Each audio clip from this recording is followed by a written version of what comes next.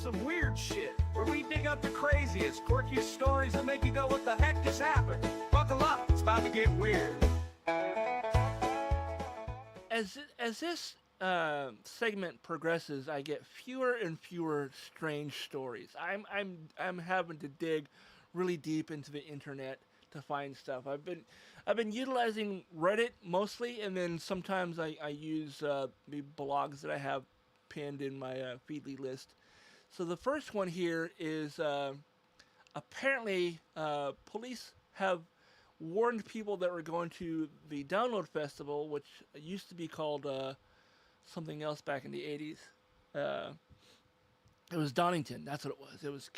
It was the Donington concert series, which was basically either I think a week long or a weekend long heavy metal series of concerts. So think of uh, like uh, like Ozfest, but like exclusively at the same place every year and only that place every year.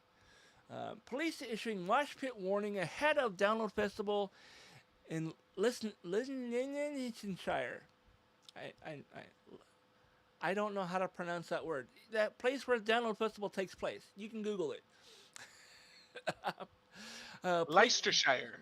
is that how it's pronounced? Sure. It's like Worcestershire. Well, we don't have that, so. Yeah, yeah. Police are warning rock fans this weekend at Download Festival about the potential for accidental calls while in the mosh pit. The local police issued an alert ahead of the event at Donington Park, at Donington Castle even, which begins on Friday. Posting on Facebook, the force said previous years they received a rise in nearly 700 extra emergency calls. Over there it's 999. We have 911, but they have 999. Caused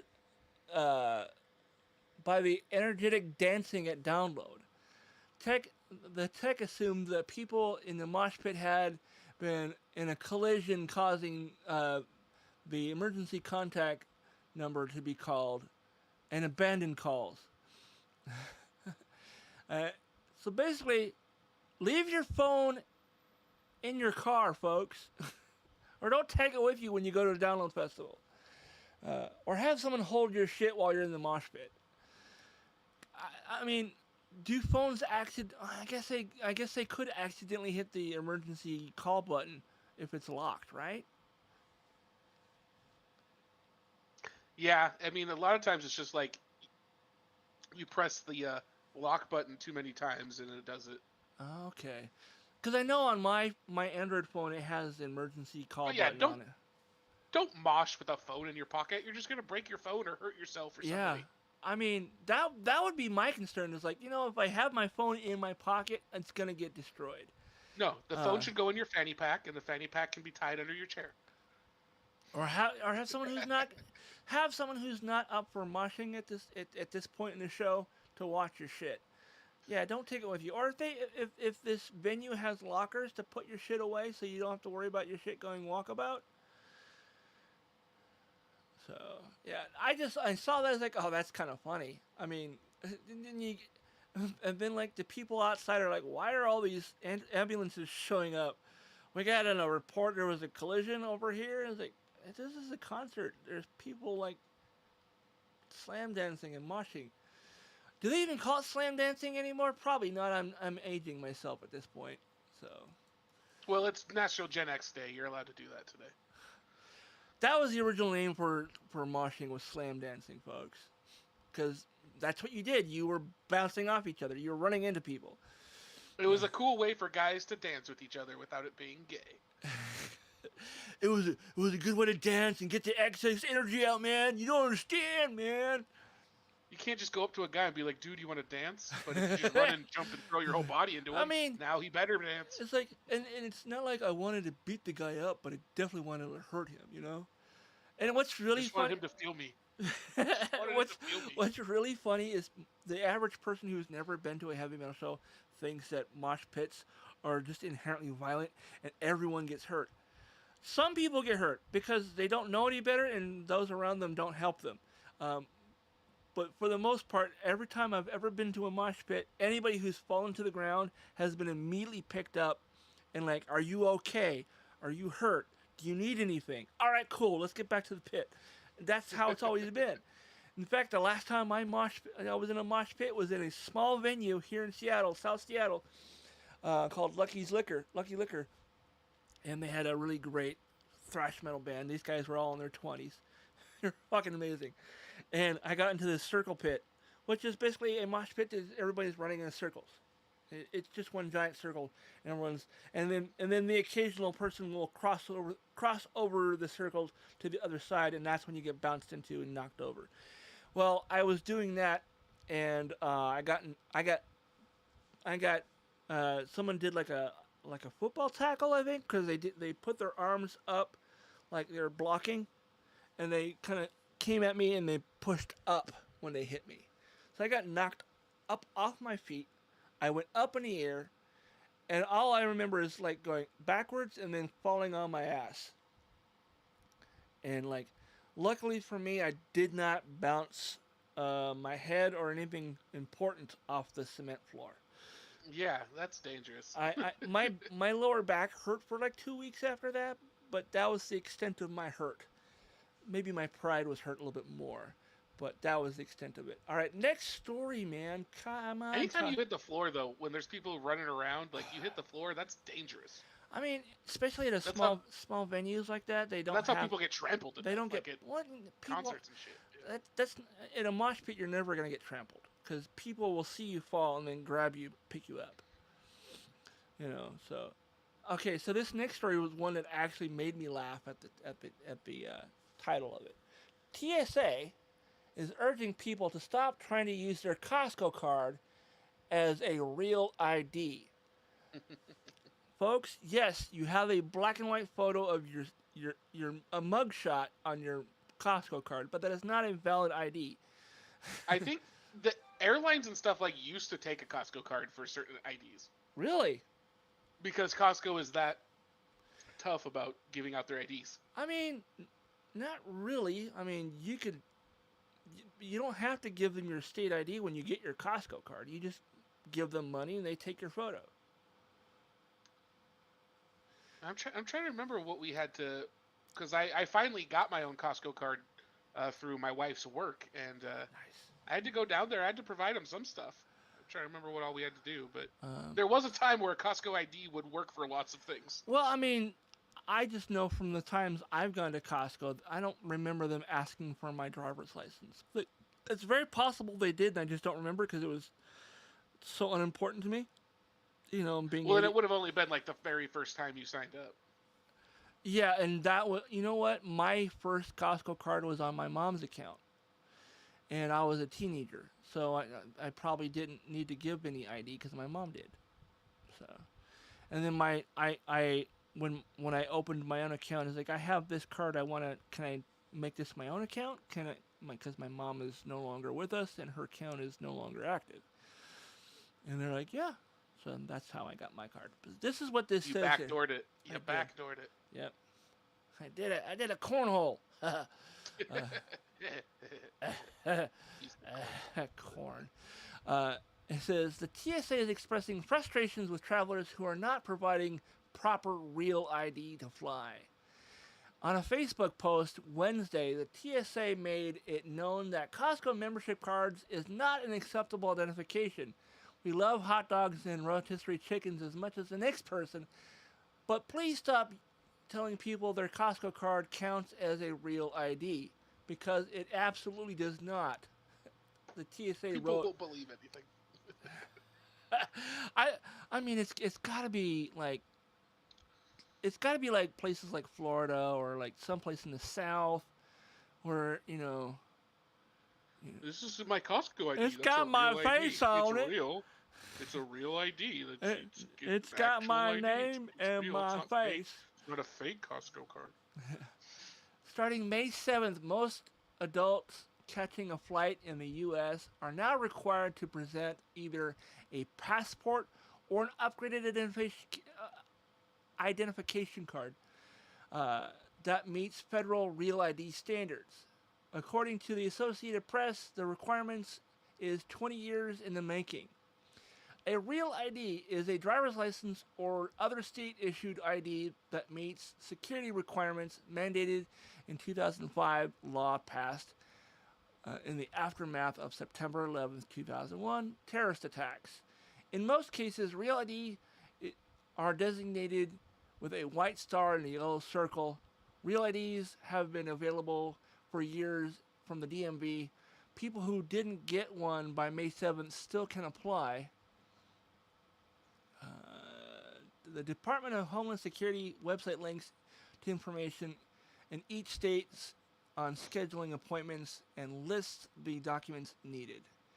When I got my enhanced driver's license, which is definitely considered a real ID, I needed to have a copy of my birth certificate and social security card and a valid either state ID or driver's license. So that's how I got And you mine. didn't show them your Costco card? You weren't like, what about this? I mean, no, because I think at that point my Costco card didn't even have my photo on it. I mean, I think the same year that I got that driver's license is when I last updated my photo on my Costco card, and I swear to God, I've lost some weight, or I've always looked like Chumlee from Pawn Stars. Because that photo, my head looked like a fucking pumpkin, man, and it was. I had as people have seen on this video, I don't have my front teeth anymore, and it's part of the reason why I have trouble with some words. Back then, I still had teeth, but if I was to if my head was that big still to this day, I'd be like, I really need to lose some weight, because when I saw how big my head looked on that photo, I was like, did you guys stretch the image? Like, no. Well, nothing looks worse than a Costco photo. I mean, except for maybe like a work ID, which is it's basically the same thing. Same thing. It really is, because my ID card from when I worked at Earthlink, the camera for taking our photo was on the ceiling, so I had to look up at the camera, and which always makes you look like a mugshot. So, but So a higher angle is better than a lower angle. Yeah, it definitely. So I'm like, I don't know what the angle was for Costco, but better. It made my head look I'm fucking handsomer now. massive. I looked like a jack-o'-lantern on a stick. So, all right. So the last story I have here, I grabbed it because it's like, wait, didn't they used to do these meetings someplace in the Midwest at a private private property someplace? The annual Shadowy Bilderberg Group takes place in Sweden this year. Because I could have sworn that they used to do those at some billionaires compound out in the middle America. It probably says that here in our. You have to explain to me what this Bilderberg thing is again. So, for those who you don't know, the Bilderberg Group is what is people think is the shadowy organization that runs our country, also known as the Illuminati. See, I thought it was BlackRock and State Street. I mean, those guys are probably all part of it too. I mean, it's the Illuminati has always been like the shadowy, group of people who make hey, we're gonna do this with this and that and the other, and we're gonna get rid of that and this and that and the other kind of thing. So the first time I smiled or laughed after Trump got elected the first time was an Emmett Montgomery Facebook post that just said in all caps, "This is a horrible way to find out the Illuminati aren't real."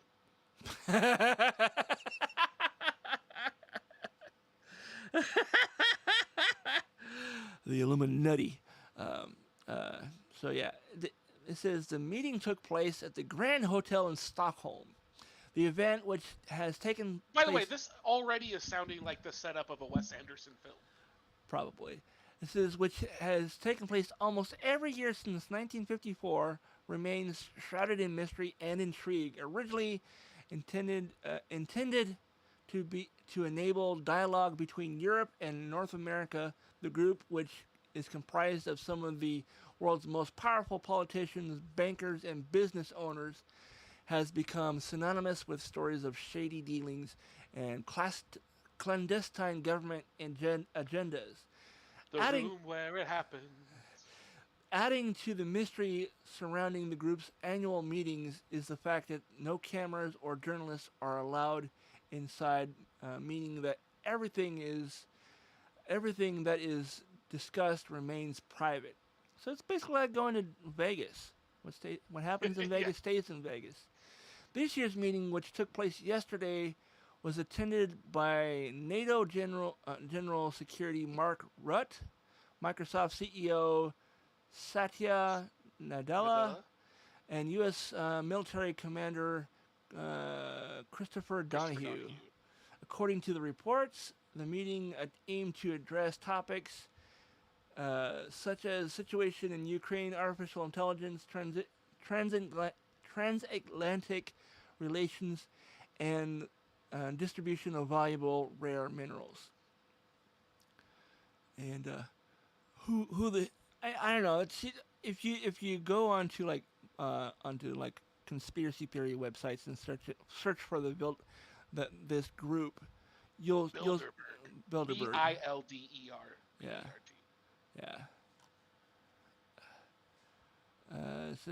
As things stand, it remains unclear just how impactful the Bilderberg meetings actually are to global events, with some playing down their significance and others maintaining they are secretly more influential than many world governments. Suffice to say, it is unlikely we'll ever know exactly what goes on at these events after the doors have closed. I remember seeing an article about a guy who snuck into one of these things and took photos, and apparently they have like a ritual sacrifice and things of that nature. Now, the ritual sacrifice, as presented by this article, was that it was a mock sacrifice. It wasn't a real sacrifice. It was a play, so to speak. And but apparently they used to do actual sacrifices, and every time you see like a secret organization in a movie that is like wearing robes and carrying torches, Like the Stonecutters? yeah, exactly, like the Stonecutters. It's based on this group, or the rumors of Well, what this group it's all is. kind of it's all very reminiscent of a typical fraternity club. Yeah, like the yeah, Freemasons. yeah. And I think that's how it started as a variant on the Masons. And That would make sense. because it was all like leaders of countries and corporations and stuff, that it became this super secret, and that if you weren't like a top CEO of a Fortune 500 or whatever kind of company, you weren't invited. You had to be invited to. You would just because you had a bunch of money didn't mean you were going to be able to go. You had to be Right. invited. And, It's a club. Yeah. It's a private club, and Yeah, it's a private club, and people of high influence are part of it. So they're obviously going to discuss things here that end up having a play when they get out of the meeting as well. Like they definitely, like there's something to the fact of any time powerful people get together privately. But is it more world changing than when Justice Alito hosts a guest at his dinner and they conspire to get Roe v. Wade overturned? yeah. Is it? I mean, it's the same type of stuff that we're. Yeah, concerned it does definitely smack of like a dude bro gathering with a bunch of Yeah. guys who wear their hats backwards, and But it's an elitist. It definitely is an elitist yeah, cabal that gets to privately, yeah, canoodle with each other, and who knows what comes of it, if anything. yeah. Like I said, go on that down that rabbit hole of the Bilderberg group on YouTube or on Google. You'll find all kinds of interesting stories. Whether or not they're true is really the question, but still interesting stories. And I've always maintained that conspiracy theories always make for the best science fiction. It doesn't have to be great storytelling; it just has to be entertaining. There you go. That I mean, isn't that our news culture these days? Pretty It doesn't much, yeah. doesn't matter if it's factual or right or good. It just has to be entertaining. Yeah, yeah.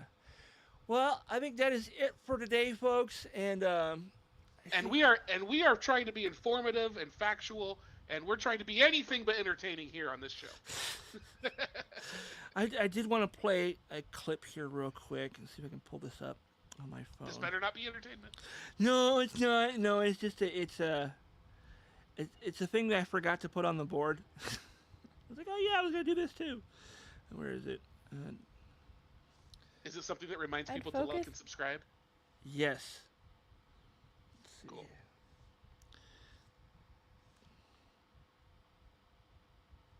Just a reminder, if you're enjoying the show, don't forget to support us, hit that like button, drop a comment, and subscribe for more.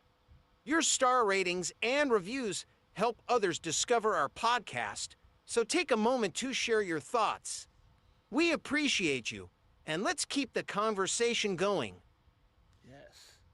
Thank Yeah, that's right. You leave us any comments on the YouTube channel or anywhere else that allows you to leave a comment, and we will answer it the next week. Absolutely. So far, we have not had nobody, and I know there's at least a handful of people listening at this point. Yeah, So- if we know you and you subscribe to the show, we expect you to at least comment on at least one thing. Like, if you heard something that me Do or Doug, your part yeah, come on. and comment on We- the damn stream. We know that you're listening. So if you heard something that like you have something to say to me or Doug about, don't come to us directly. Comment on this video or on this podcast episode, whether it be the YouTube channel or on Spotify, where you can leave comments and you can or even Yeah. on Podchaser, you can leave comments in there too. So Yeah, we will not be answering any questions about the show in real life. They got to go through the internet algorithm. yeah. All right. All right, guys. Thanks for listening. Another great week. We'll see you next week. Sounds like a plan. Bye, guys.